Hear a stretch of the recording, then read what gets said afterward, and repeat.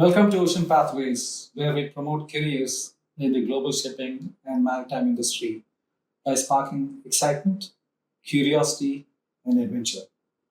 Through a dynamic series of video interviews, chats, and other avenues, we bring you insights from top maritime industry leaders. We'll explore their journey, expertise, and vision for the industry's future. Enjoy the experience. Ladies and gentlemen, Vice Chairman of PTC Group, CEO, Mr. Gerardo Borromeo. To start, can you share how you found your way in the maritime industry and how your persona has evolved ever since you joined this maritime industry? Sure, Les. It's interesting because in most cases, one will say, well, it started over a cup of coffee. And it actually really started over a cup of coffee, which I had with Ambassador Salinas over 20 years ago. And so we got to talking about the fact that this industry has come a long way from the fact that in the 70s, maybe less than 2,000 Filipinos manned ships overseas. And from that point until the year 2000, it had grown to about 200,000 crew on board.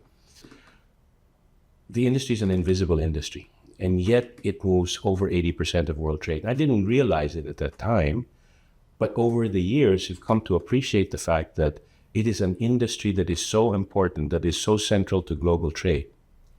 And yet the general public and most governments don't really realize how strategically important this industry is.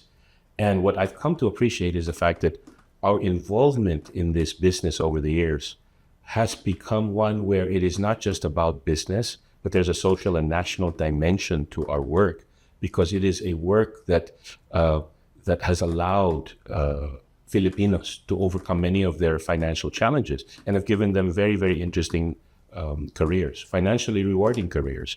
So from my perspective, it has transformed me in the sense that you see a much bigger responsibility, a bigger picture of where things are and how one can contribute meaningfully to not only what the company can do, but really more importantly, what we can do as a country for our people.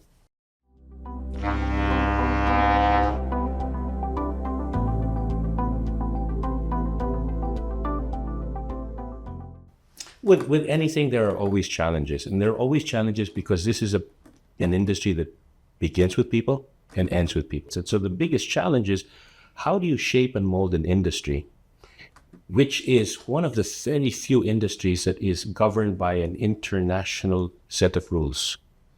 And you have all of the countries needing to adapt to those rules, needing to interpret those rules.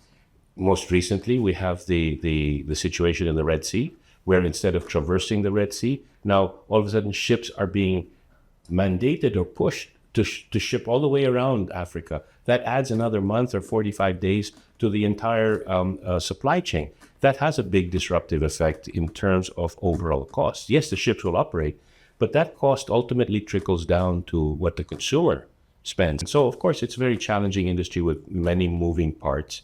And it's all we can do to try to keep a balance of all of the different elements that make global trade move.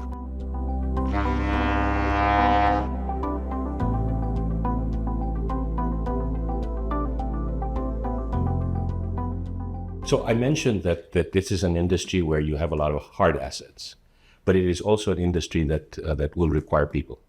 Interestingly enough, the debate today is, where does AI fit in all of this? Where does automation fit in all of this? And the reality is, automation and artificial intelligence and anything that will allow efficiency is going to happen.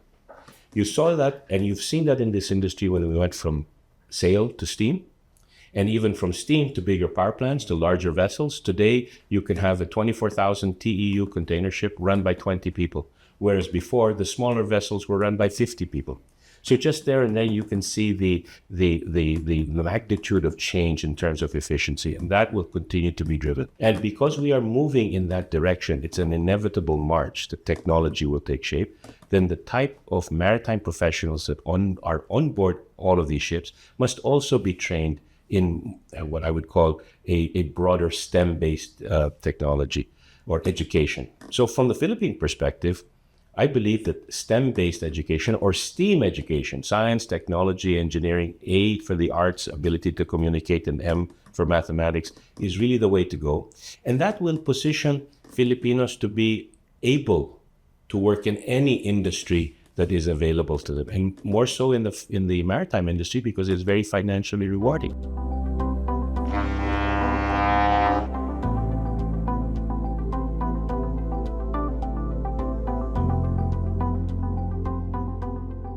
Career in the shipping industry starts off possibly with a career at sea. But secondarily, it can become a career in the shipping industry because you can work on shore. So we are giving our maritime professionals options, like particularly the officers. If you want to continue to evolve, you can evolve into crewing management, into ship management, into logistics, into training. That's true. Or for that matter, even just working in the office in terms of administrative and general management the tasks. So a career at sea, when it ends, doesn't mean it's the end for the individual.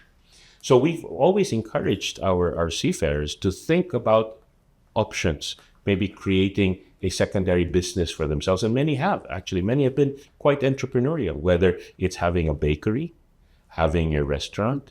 Some go into logistics to offer trucking services.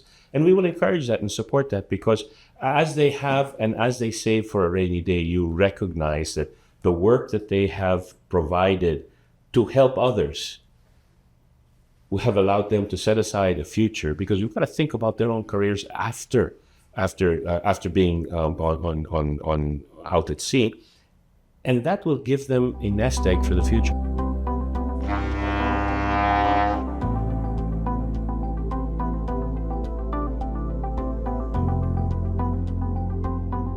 Let's consider, that's an interesting one. Let's consider that somebody who's 5 years old today will not graduate from university, assuming they go that far, for another 16 years. If you add 16 years to the year 2024, it brings us to 2040. Yeah.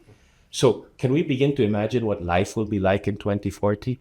As soon as we begin to imagine what life is like in 2040, then we can begin to ask ourselves, is the educational trajectory of somebody who's 5 years old and those to come, is that trajectory going to allow them to have the competencies and the capabilities to live in whatever that world of 2040 will be?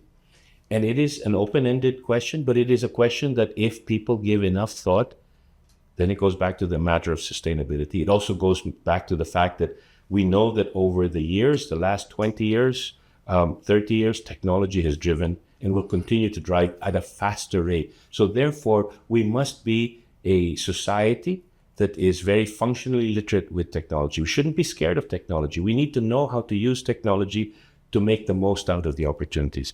And for a country like the Philippines, which is growing very rapidly at 1.5 to 1.8 million people every year, we owe it to the people to find and give them the tools and skills necessary for them to thrive in this environment, in this future of 2040 and beyond. That's what we need to think about. That is what is sustainable. And that is also the kind of thinking that we need to have, not only in the maritime industry, but actually across all industries. And for our country, working with government, working with the academe, it's to find that kind of trajectory so that as the country grows, as the population grows, we can give people more hope, more options. And having options, I believe, is a critical component of developing life. I mean, it doesn't make any sense to have all the money in the world and not have an option as to where to spend it. So part of the quality of life improvement and moving the world, if you will, is giving people the option through education and the option through helping them establish meaningful careers.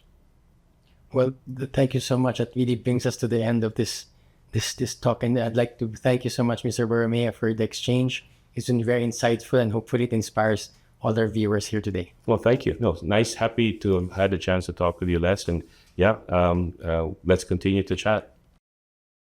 To our listeners and viewers, we hope this conversation has shed light on the maritime industry's unique and exciting career paths.